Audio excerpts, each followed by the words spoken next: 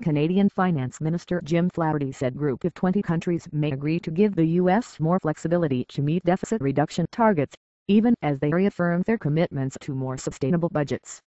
Advanced G20 economies agreed in 2010 to cut deficits in half by 2013 and start to stabilize their debt-to-output ratios by 2016.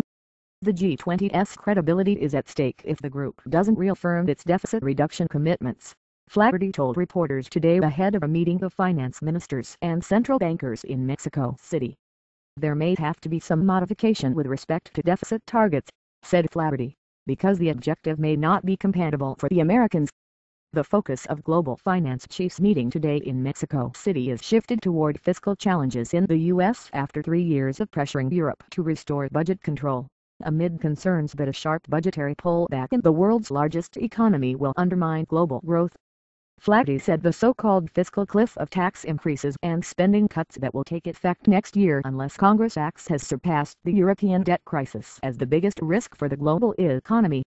It's important the U.S. establish a plan to make its budget path more sustainable, he said. There is a reasonable prospect the Americans can reach their target in the medium term, Flaherty said. It's very important the Americans show leadership on that. Flaherty said he will promote a strong accountability mechanism at the Mexico City meeting to assess progress on G20 commitments such as deficit reduction targets and pledges to bolster capital requirements for banks. We just have to stay on those two issues, Flaherty said. We need to stay there, persist and demonstrate perseverance.